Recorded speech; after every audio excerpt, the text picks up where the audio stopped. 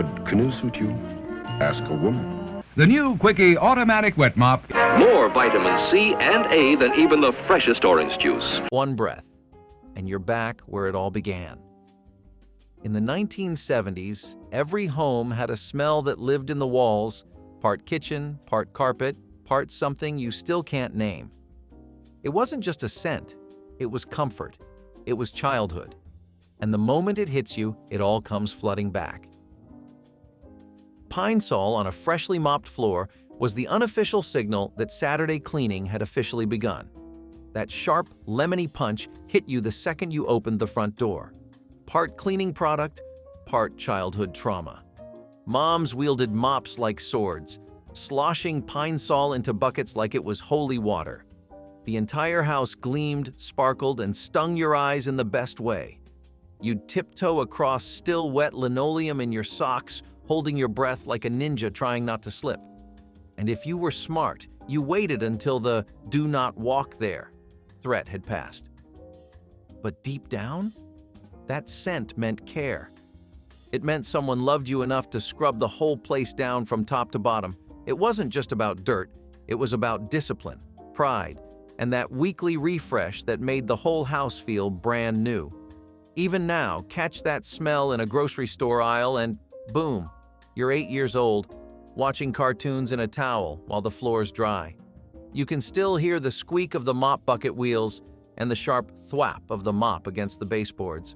And while Pine Sol meant things were clean, the next scent meant everything.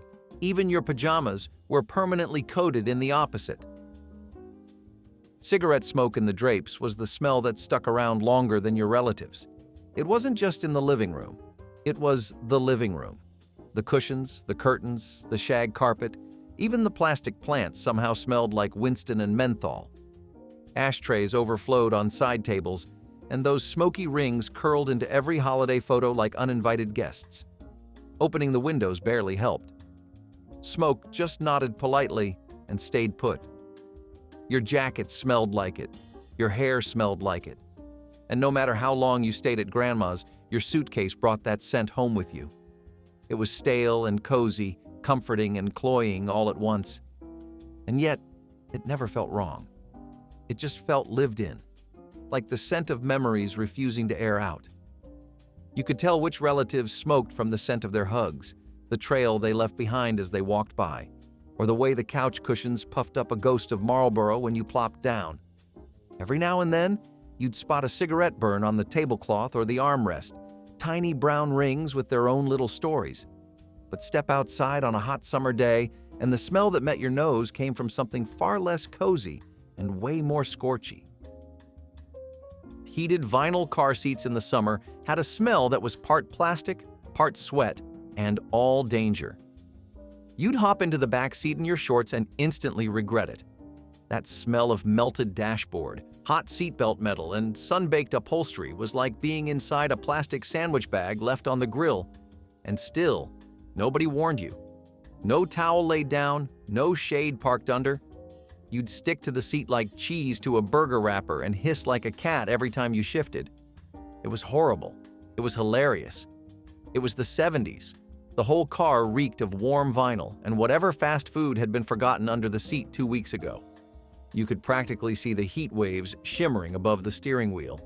It didn't matter if it was a Ford Pinto or a Chrysler wagon, every car had that same baked-in aroma of rubber, heat, and a little motor oil. But somewhere, somehow, it also smelled like freedom. The smell of road trips, drive-ins, and waiting for the air conditioner to finally kick in. You knew the seatbelt buckle would burn your hand, but you reached for it anyway. Still, if you wanted a scent that was bold, memorable, and definitely not subtle, it was waiting right around the next scarf-draped corner. Jovan Musk perfume had the power to walk into a room 5 minutes before its wearer. It wasn't sprayed, it was unleashed. You'd get one whiff and immediately know Aunt Nancy was here to talk politics and bring deviled eggs. That musky, sweet, spicy cloud clung to every scarf, blouse, and fur-trimmed coat like a fragrance army. It had a magical way of lasting through church, brunch, and 3 hugs goodbye. And if it got on your jacket, Congratulations. It was now your jacket's scent too. It was mature, mysterious, and slightly overpowering. Everything your mom hoped to channel and everything your dad pretended not to notice. Perfume counters everywhere smelled like a Jovan stampede, with little sample cards that somehow made the whole department store reek for a week. But back then, it felt glamorous, like cologne with a plot twist. There was a bottle on every vanity, tucked between a brush set and some blue eyeshadow. The glass was tinted, the lettering gold, and the scent unapologetically bold. You didn't dab it, you drenched. It was the 70s. Bigger was better. And speaking of smells that took over a room, the next one came bubbling from the kitchen and brought every family member with it. Simmering Pot Roast with onion soup mix was the olfactory anthem of Sunday. You didn't need a clock, you had your nose. That slow-cooked perfume of beef, Lipton onion packet, and diced carrots drifted through the halls like it was narrating the weekend. The crock pot had been bubbling since sunrise, and the smell practically slapped you awake. You didn't question what was for dinner. It was pot roast. It was always pot roast.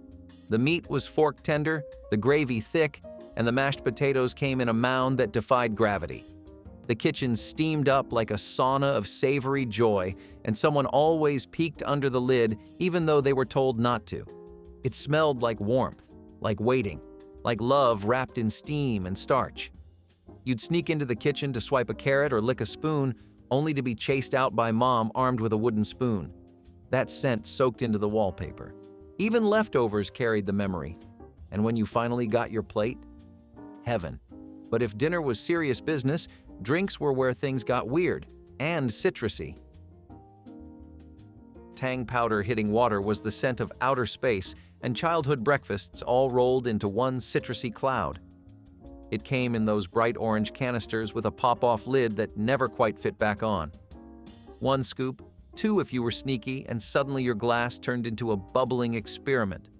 It fizzed, it swirled, it foamed, and then it hit you. That smell.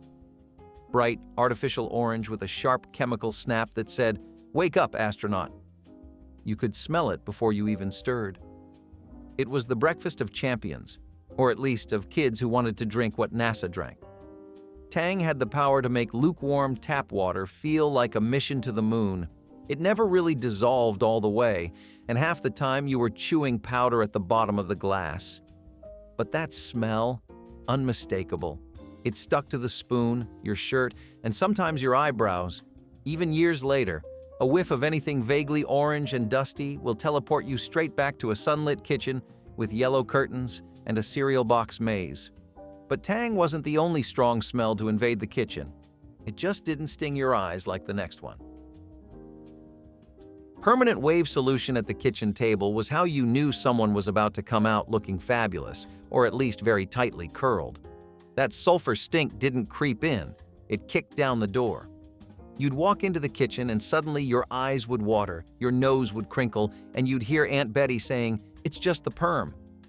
The mixture was always being applied with gloved hands, a rat tail comb, and the seriousness of a surgical procedure. And once the solution hit the hair, game over. That rotten egg aroma wrapped around every chair and cabinet like it was trying to escape through the walls.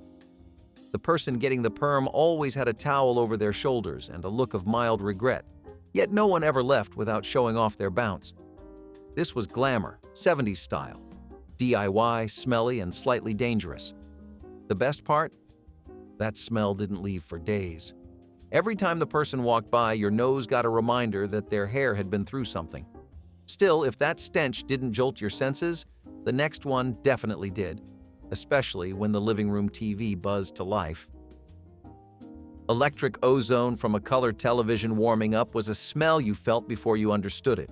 You'd flip the chunky knob, hear the zap pop of electricity, and then, there it was. That faint metallic scent mixed with warm plastic and glowing tubes. The television needed a minute to wake up, like a slow dinosaur coming to life in the corner of the room. You could smell the screen before you saw it. You'd sit crisscrossed on the shag carpet, eyes locked on the swirling colors and dancing static as the smell of charged dust and heat filled the air. It wasn't dangerous, exactly. It just smelled like the future burning a little bit.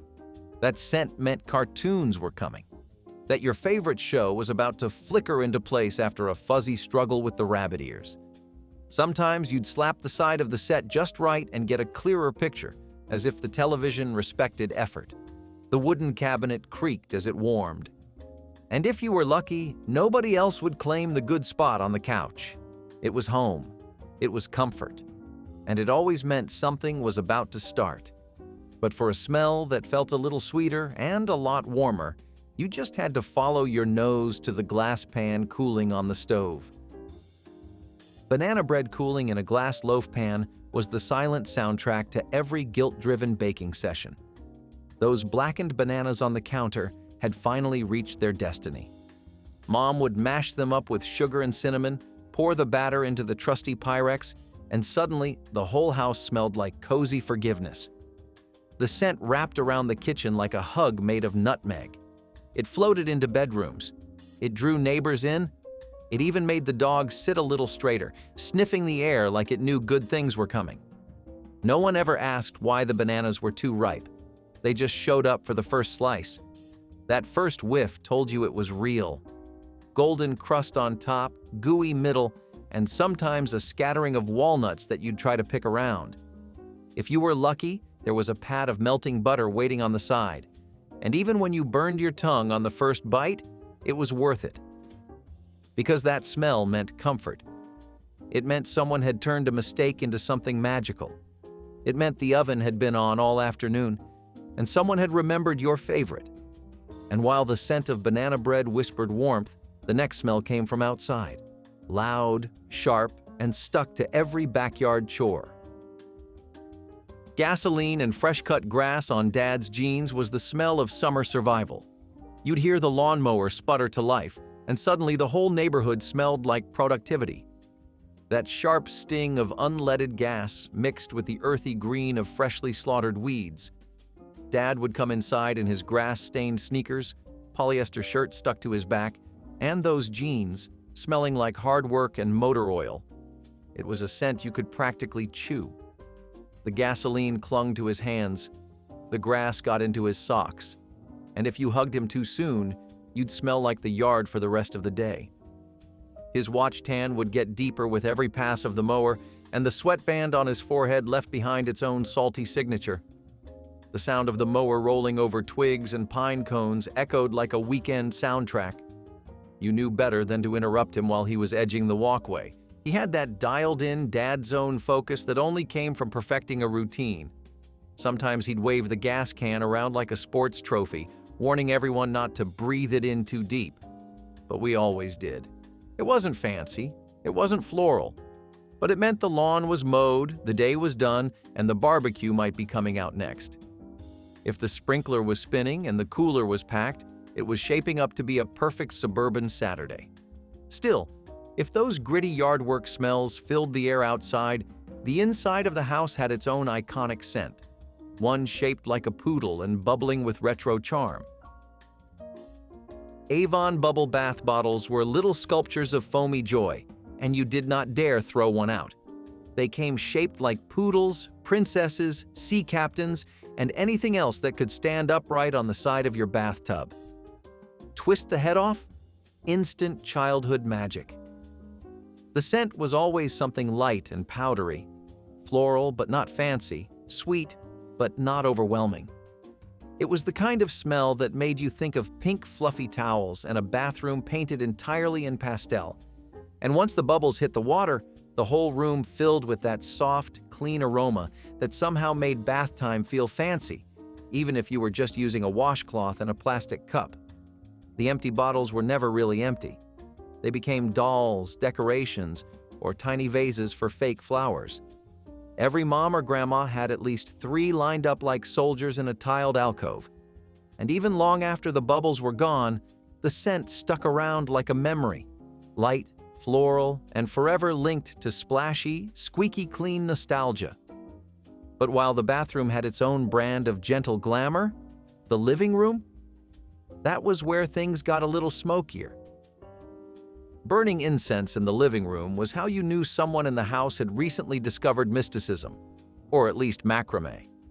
One stick of patchouli or sandalwood and the whole house smelled like a head shop and a yoga retreat had fused. The smoke curled lazily through the air, leaving trails of scent that clung to couch cushions and shag rugs. It wasn't just a fragrance, it was a vibe. Someone was meditating, which usually meant listening to a Beatles album backwards or reading a horoscope out loud.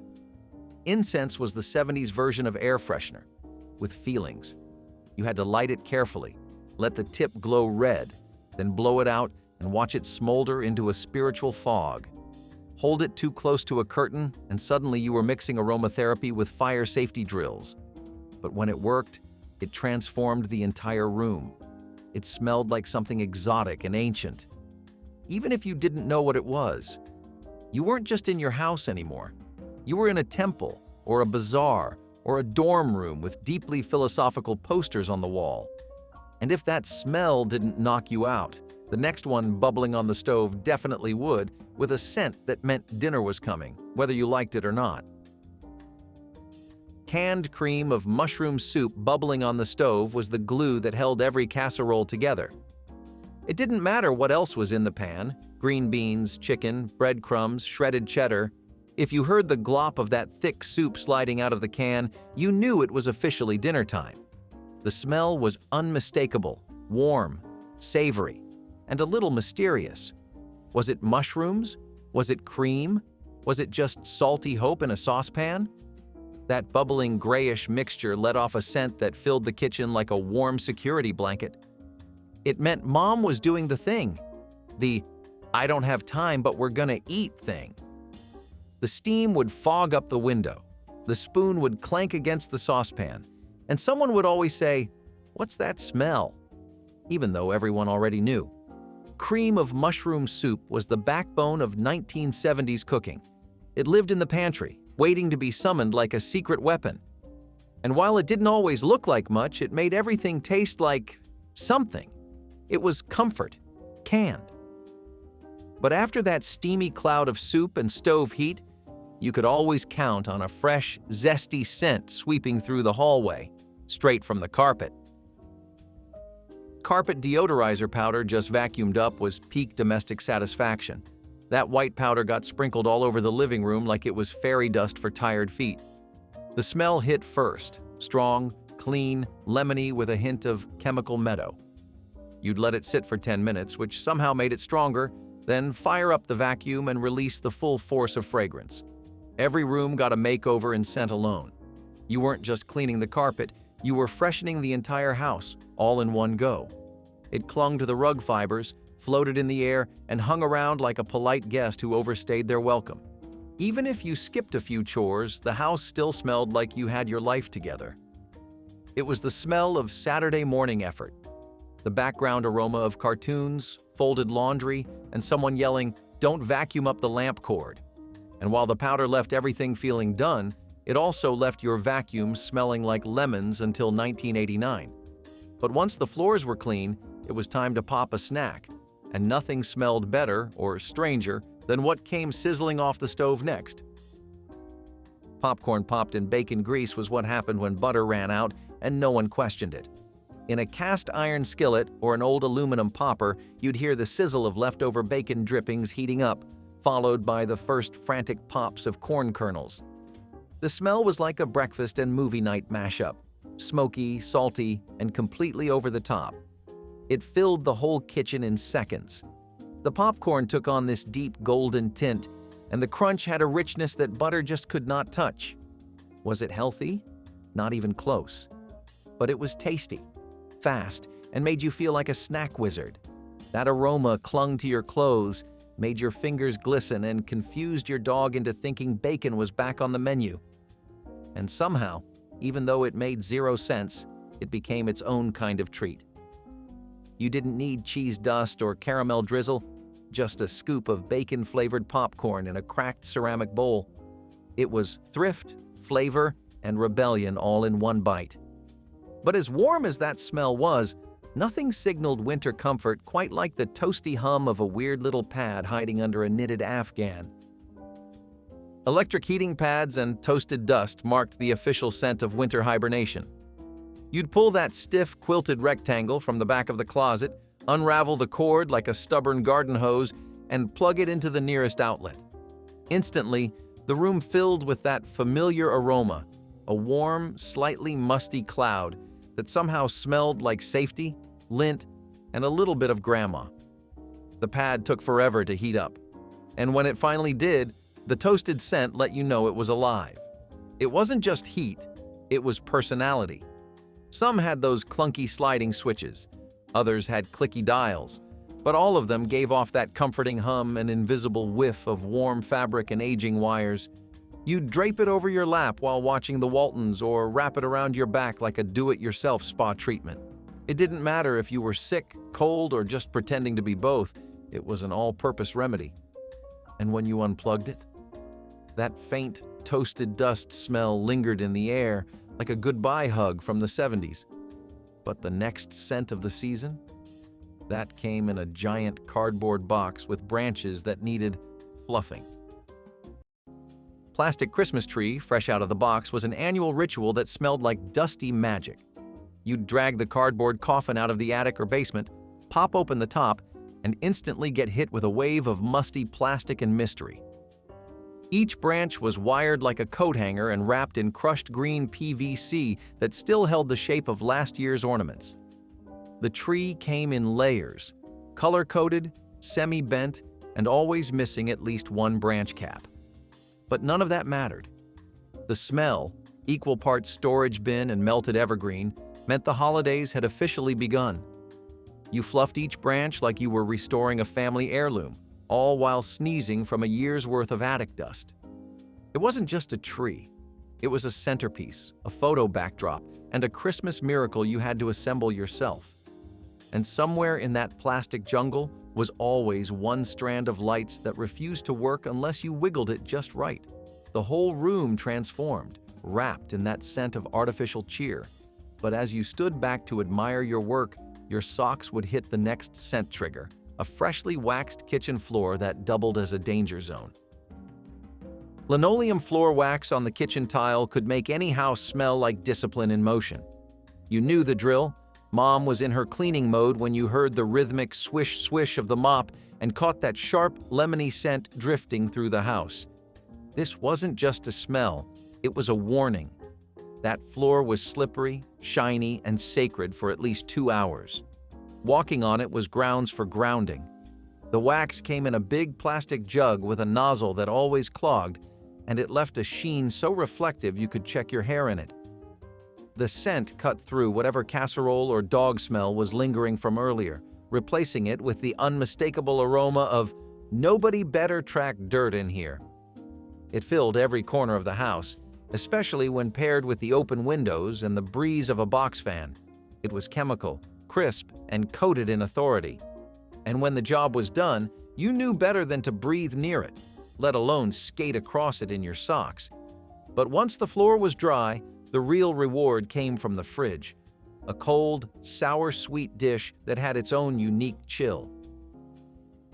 Tupperware-stored macaroni salad had a very specific scent: vinegar tang, chilled elbow noodles, and the unmistakable cold plastic air of a 70s fridge. You'd open that yellow or burnt orange container and get hit with a wall of sour, creamy nostalgia. There were always chunks of celery, bits of mystery pickle, maybe some shredded carrot if someone got fancy. The pasta clung together like it had made a pact to never be separated again. And the smell? It told you everything you needed to know. This was leftovers that had marinated overnight and packed flavor like a punch. You scooped it with a serving spoon that was always slightly too big for the container, causing the lid to crack just a little every time you sealed it. Still, it was a summer picnic must, a potluck legend, and a fridge staple that somehow never spoiled, just evolved. And let's be honest, it always tasted better on day 2. That scent of chilled pasta and plastic was a time machine to every family gathering with a folding table and a suspicious number of raisins. But if macaroni salad was cold comfort, the next scent was a steamier signal that someone was doing battle with a mountain of laundry. Hot iron hitting starch-sprayed shirts turned your laundry room into a steamy, sizzling fog bank. You'd hear the hiss before you smelled it, an angry burst of vapor rising up as the iron made contact with a crisp white collar soaked in aerosol starch. The scent was part fire hazard, part hotel lobby, and all 70s. Starch spray came in tall, colorful cans and released a cloud that filled the room faster than you could duck. It choked the air with a blend of alcohol, fabric softener, and something you'd find in a paint thinner aisle. But the result? Shirts so stiff they could stand on their own. You'd iron one sleeve, flip it, press again, all while dodging plumes of chemical steam and praying not to scorch the fabric or your hand.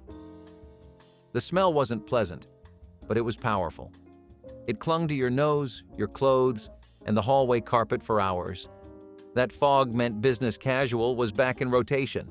And if the scent of hot starch didn't singe your sinuses, the next one absolutely would, because it came in a sealed silver pouch with instant nostalgia packed inside. A freshly opened pack of Polaroid film smelled like magic in waiting. Before a single picture was taken, before the soft mechanical whir of the camera, there was that quiet ritual, cracking open the silver pouch and catching a whiff of plastic, ink, and something faintly chemical. It was sterile, but hopeful. That scent meant memories were about to happen, and they'd show up instantly, at least after a minute of frantic waving. The film was cool to the touch, stacked neatly like secrets on standby, each one holding the promise of a birthday, a trip to the zoo, or a cousin making a goofy face in the backyard. Everyone gathered when a photo popped out, watching the image slowly appear like a ghost developing skin. But before any of that, there was that scent, the quiet signal that a story was about to be captured. Even unopened film packs, stashed in kitchen drawers or junk cabinets, carried it. You could recognize it blindfolded. And somehow, the smell of new Polaroid film always felt old and familiar, like it had been part of every family snapshot you ever held. But once the photos dried and the camera was packed away, it was time to wander back to the kitchen, where another iconic scent bubbled like clockwork on school days. Spaghettios bubbling on the stove was the unofficial anthem of weekday afternoons. You'd walk in from school, toss your backpack on the floor, and be greeted by the tangy scent of tomato paste, pasta rings, and a hint of metal can. That slurpable sauce cooked faster than your homework excuses, and you always knew it was ready by the blurping bubble sounds it made. The scent filled the kitchen, warm, sweet, and slightly artificial in the best way. You didn't need spices or sides or even a bowl, just a spoon and a moment to enjoy the only meal that made alphabet soup look complicated. The smell clung to the air like a soft orange fog and somehow ended up on your fingers, your shirt, and sometimes your dog's fur. Whether it was the plain version or the one with weird hot dog slices, Spaghettios meant you were home, safe, and likely about to watch cartoons with sauce still on your chin. And when dinner rolled around, the scent had vanished, replaced by the musty, inky perfume of the next relic sitting quietly on the coffee table. Old library books on the coffee table carried the kind of scent that made you slow down. The pages were soft, yellowed, and always a little brittle, each one exhaling a whisper of must, glue, and time. You'd open the cover and breathe it in, that quiet blend of paper dust and forgotten fingerprints. It was the smell of rainy Saturdays, of curling up under an Afghan while the heater ticked and your mom shushed the dog. These books came with dewy decimal stickers, worn covers, and corners bent like they'd been through generations of backpacks. Even the ink had a scent, faded, comforting, a little academic. Whether it was a mystery paperback, an old cookbook, or a war novel your dad never finished, it made the room feel older, wiser, and somehow more still. That scent was especially strong on the pages with underlines, where someone's thoughts had once lived. You didn't need to read the words, just holding the book, flipping a few pages, and inhaling was enough to bring calm. And tucked under the table, just out of reach, was the next olfactory time capsule, a chest that creaked open to release decades of lavender and memory. Grandma's cedar chest was a treasure vault sealed with scent. The moment you opened the heavy lid, a wave of warm wood and floral sachets rolled out like the past coming to say hello. Inside were old quilts, neatly folded doilies, maybe a baptism gown or a wedding veil, all layered with the same familiar aroma, cedar oil and lavender powder. The sachets were often handmade, little cloth pouches tied with ribbon and stuffed with crushed petals and mystery herbs. They left trails of fragrance in every fold and whisper of lace. You didn't dare disturb it too long, just enough to peek and breathe it in. The chest itself smelled like thyme, rich, woody, and slightly sweet, like an antique shop without the dust. Some people stored letters there. Others kept old Christmas ornaments or baby shoes with tiny dried flowers tucked in. But no matter what lived inside, the scent always said the same thing. These things mattered. You could shut the lid and still smell it for hours. And tucked somewhere in the bottom drawer of the nearby vanity, another memory waited, thick, blue, and unmistakably slick. Blue Magic hair grease in the bathroom drawer was the scent of every cousin's pillowcase, every school photo slick back, and every Sunday hair ritual. You'd crack open that squat, translucent jar and immediately be met with a glossy, medicinal sweetness, part lavender, part mystery salon. The grease was thick, cool, and scooped like it had density all its own. It melted between your fingers and coated everything it touched, including your scalp, forehead, and sometimes the bathroom tile. Mothers and aunts used it like a sculpting tool, smoothing out flyaways or sealing in tight braids that would not budge until next week. The smell lingered long after the jar was closed, hanging in the air like a signature. You knew who in the house had just gotten their hair done without even looking, and once you laid your head on the pillow, that scent seeped into the fabric like a bookmark. It was in the air, on your collar, and somehow always ended up in your comb. That small blue jar held more than hair grease. It held memories of care, patience, and the soundtrack of combs scraping gently through quiet heads. But long after hair was set and bedtime called, the last scent of the night came from a cozy corner, where a single bulb and a whisper of wax signaled peace. The greatest performers of the 1970s did not always have their names on marquees. Sometimes they were just the neighborhood kids putting on a backyard circus or a homemade talent show. And it was epic. Someone would make a hand-drawn poster using crayons and tape it to every mailbox on the street. Another kid would bring out a wobbly card table and pretend to sell tickets. You had gymnasts flipping through hula hoops, magicians fumbling through card tricks, and singers belting out radio hits into a hairbrush. If you had a dog that could sit, that dog was now part of the act. And your little brother? He was definitely going to be the assistant, whether he liked it or not. These shows were never perfect.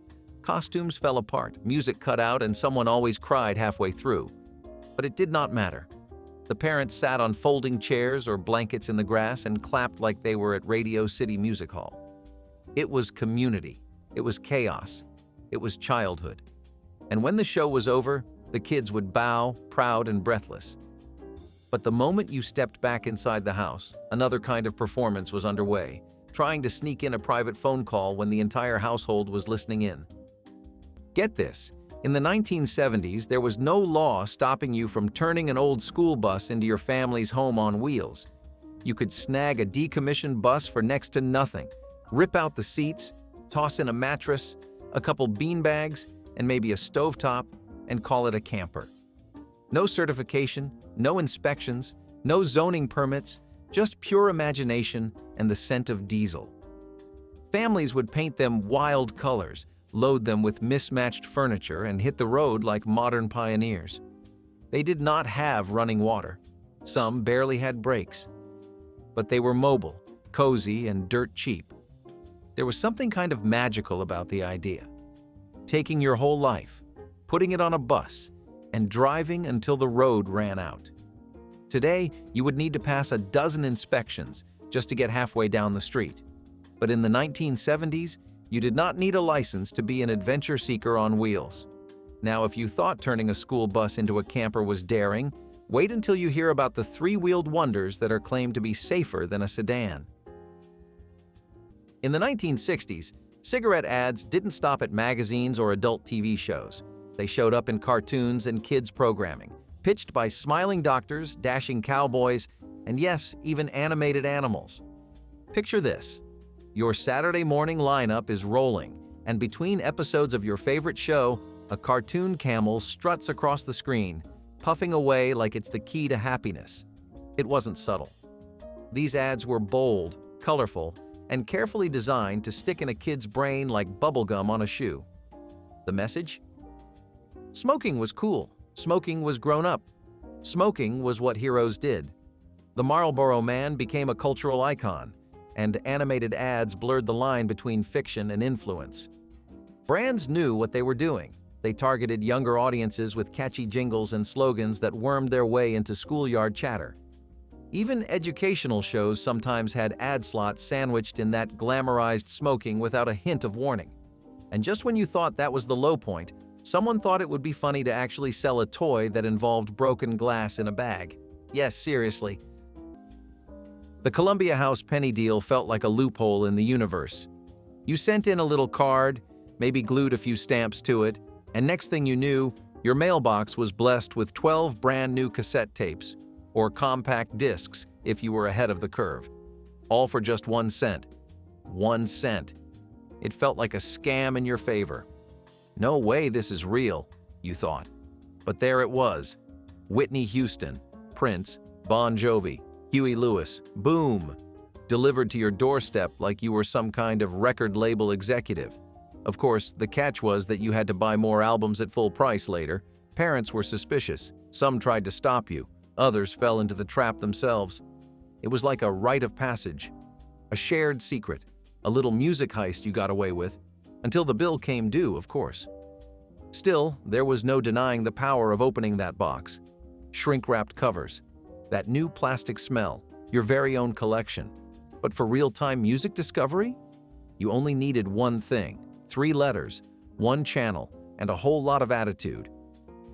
Electric slimming belts were the miracle fitness gadget of the 1980s, or so the ads claimed. Wrap it around your waist, plug it in, flip the switch, and prepare to get electrocuted into peak physical form. These belts sent pulsing electric shocks into your abdomen under the promise of stimulating muscles and burning fat. What they really did? Cause skin burns, fainting spells, and enough emergency room visits to make the Food and Drug Administration step in. They buzzed, jolted, and sometimes sparked, especially if you were sweaty, which the instruction manual encouraged. You'd lie there, twitching like a frog in biology class, convinced the pain meant it was working. These devices became so notorious that many were banned or pulled from shelves by the late 1980s. Today's fitness tech might still overpromise, but at least it doesn't literally jolt you awake. Unless you miss the 1980s, in which case, wait until you see what they handed to kids in the toy aisle next. A survival knife inspired by Rambo. Because what could go wrong? Paper routes were the ultimate crash course in growing up. It was not just a side gig. It was a rite of passage. You would get up before the sun, sometimes before your parents were even awake, pull on your jacket, and head out with that thick canvas shoulder bag that nearly dragged on the ground. The newspapers were heavy, especially on Sundays. You would roll and rubber band them the night before or as you went, if you were brave. There was a rhythm to it. Walking house to house, tossing them just right so they landed near the door but not in the bushes. You knew which neighbors tipped, which ones complained, and which ones pretended they were not home when it came time to collect. And that was the part no one warned you about, the collection.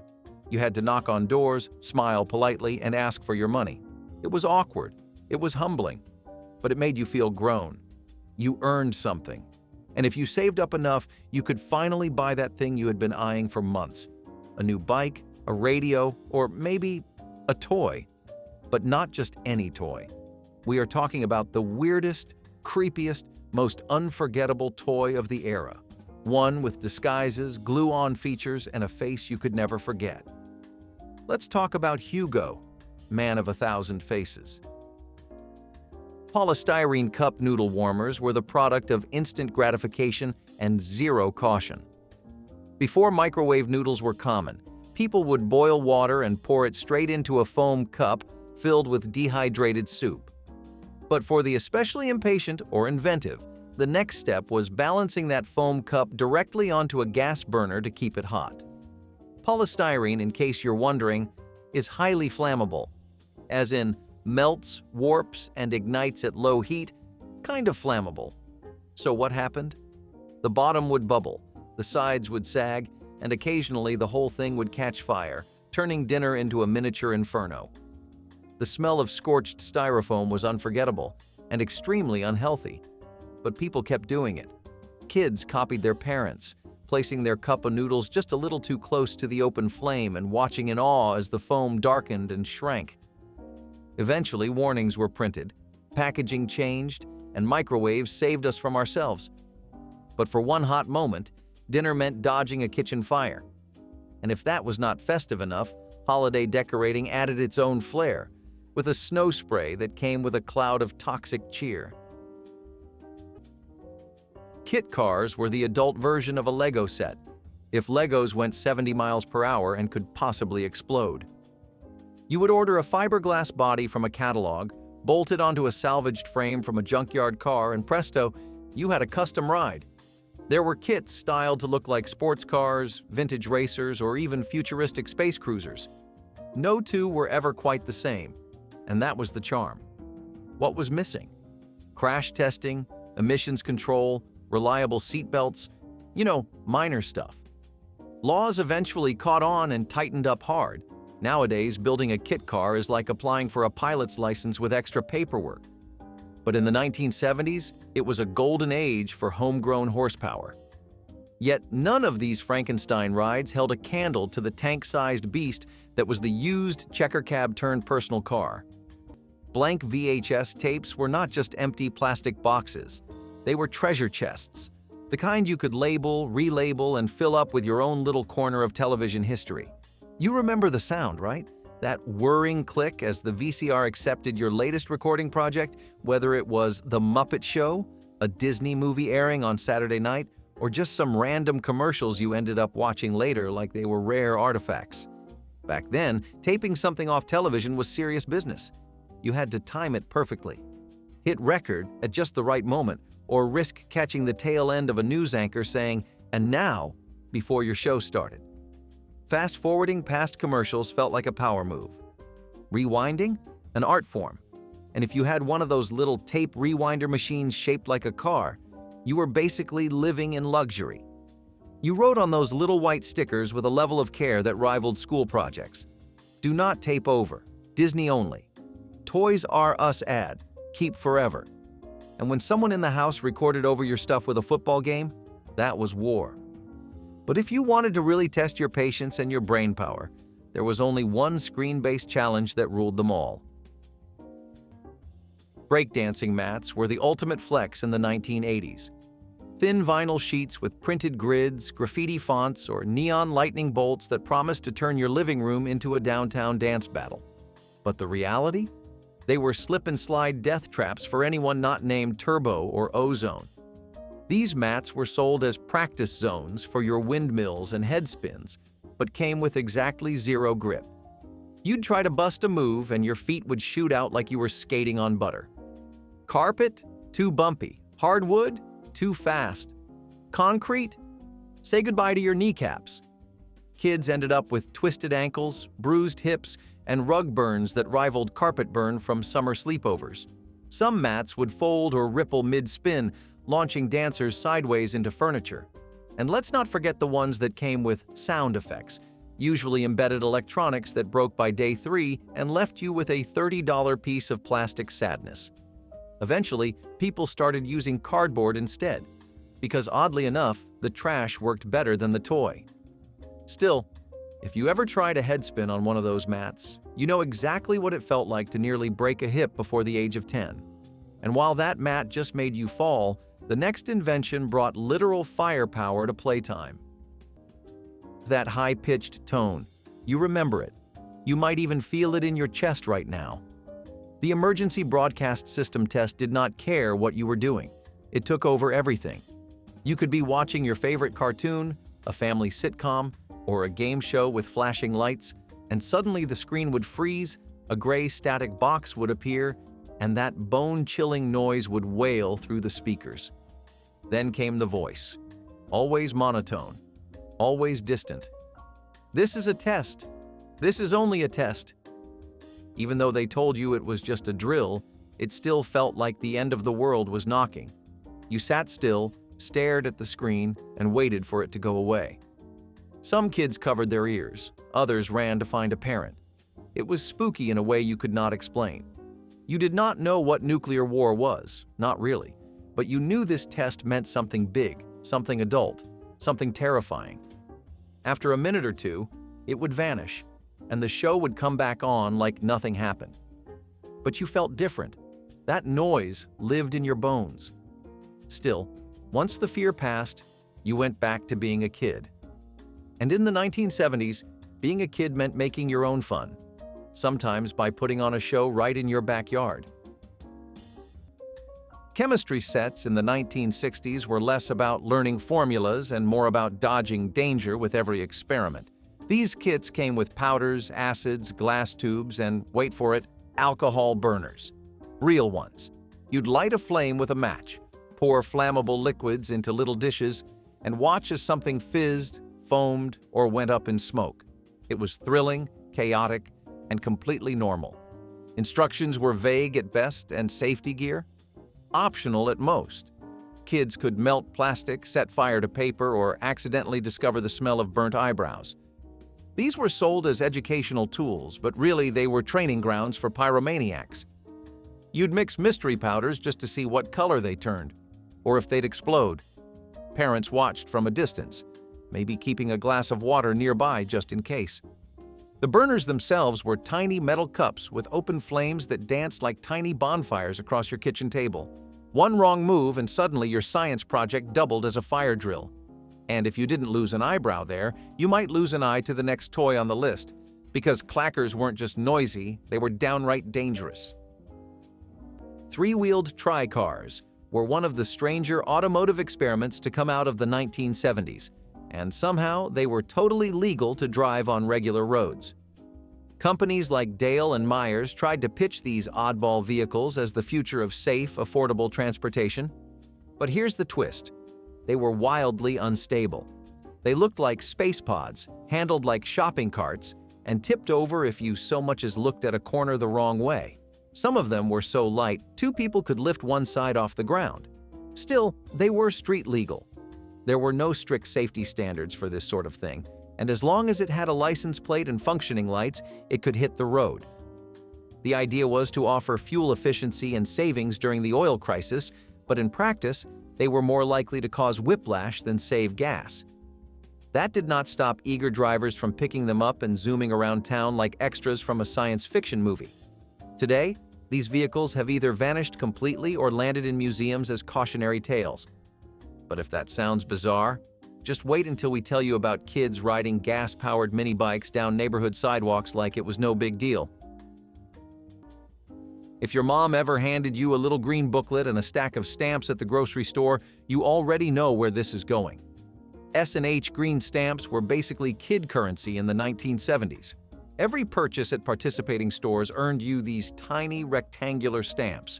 You would go home, sit at the kitchen table, and carefully lick and stick them into pages of a booklet like some kind of mini stockbroker. And the best part? You could buy things with them. Not just little trinkets either.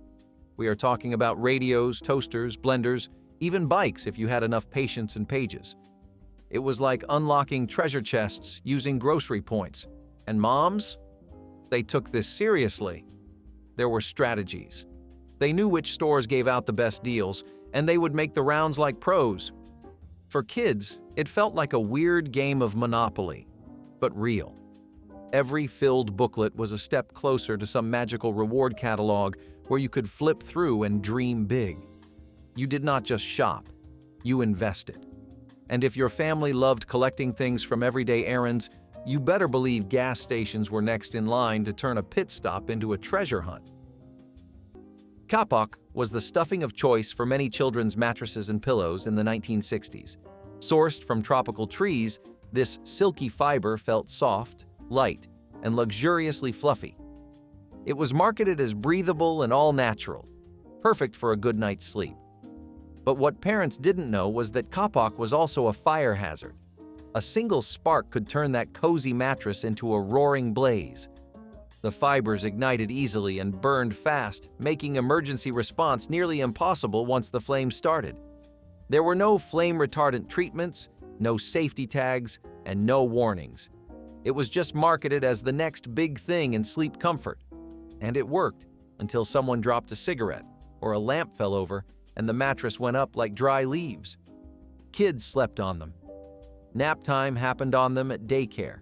And because Copak was plant-based, it was thought to be safer than synthetic options. Ironically, it was far worse. It packed tighter than cotton, creating airflow dead zones that fanned flames instead of stopping them. Regulations finally caught up and banned the material in children's products, but not before plenty of mattresses went up in smoke. And speaking of hot messes, let's talk about a toy that was meant to race but was better at melting into your carpet. Yes, you read that right. Riding lawnmowers were not just for cutting grass, they were for visiting neighbors, hitting the local store, and sometimes even school drop-offs. In smaller towns, you could hop on your mower and putter right into town, past houses, dogs, and the occasional confused police officer. Nobody batted an eye. It was slow, it was loud, and it was very much not road safe, but it was legal. You did not need registration or a license, and in some places, people just threw a flag on the back and called it good. The lawnmower became an unlikely local legend. You might pass 3 of them parked at the general store like horses at a saloon. People waved like it was completely normal because, well, it was. It was practical and resourceful, and honestly, pretty charming. Today, cities and counties have all kinds of rules about non-standard vehicles on public roads. Most riding mowers now are strictly yard-bound unless you want a ticket and a lecture. But in the 1970s, nobody had time for that. If it moved and did not catch fire, it was transportation. Speaking of creative transportation, the next thing might blow your mind, because you could legally build a car in your garage from scratch and still register it for the road. Commercial jingles in the 1980s were not just background noise, they were the soundtrack of your childhood. Short, catchy, and borderline hypnotic.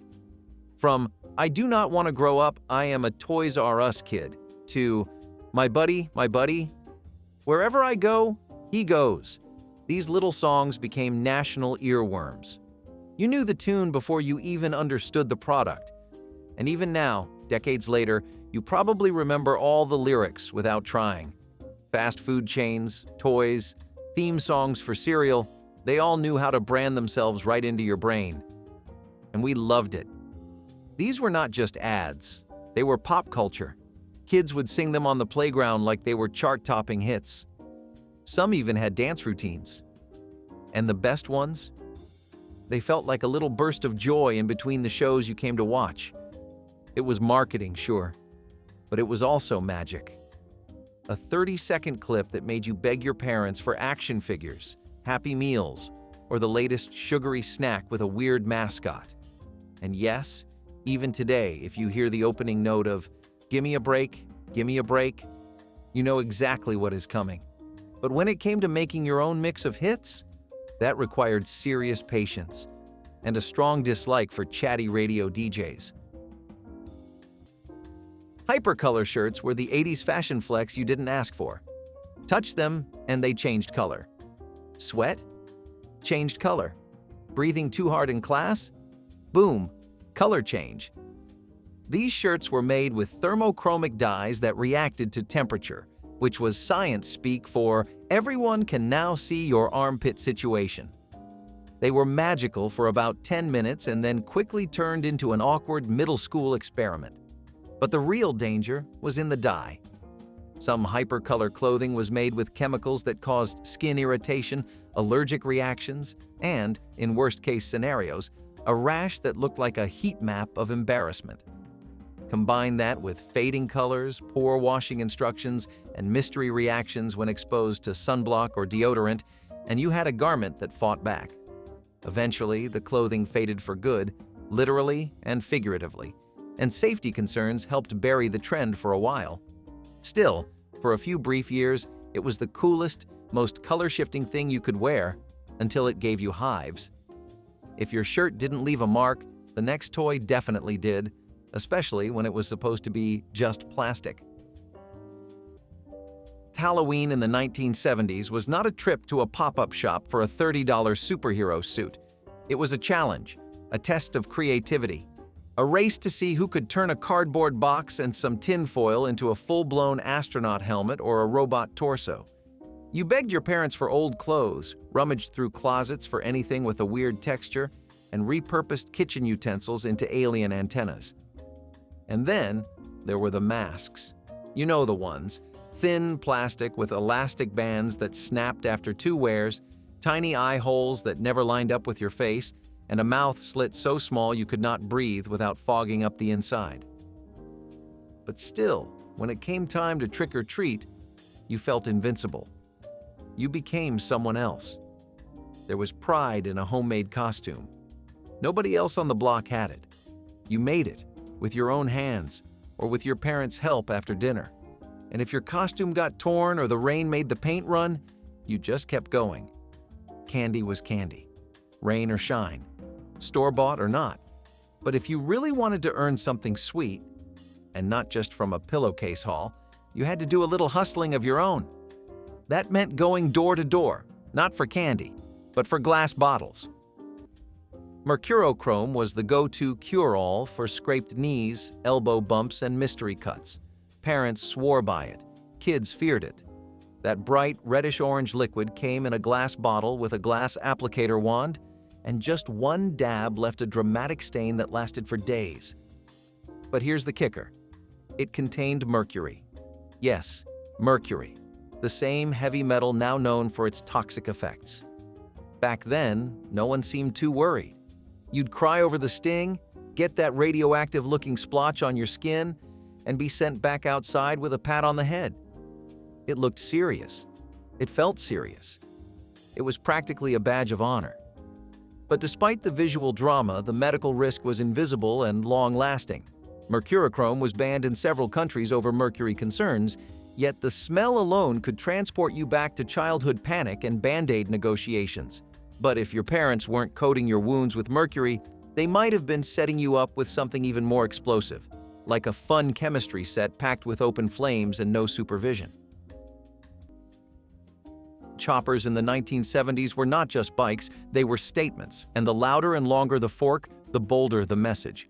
You would see motorcycles with 6-foot extended forks cruising down the highway like something out of a comic book. These things had no front brakes, almost no suspension, and about as much handling control as a brick on roller skates. But nobody cared. They looked cool. And back then, looking cool was more important than stopping safely. Builders would chop down factory models, stretch out the frames, and slap on as much chrome as humanly possible. The longer it looked, the better.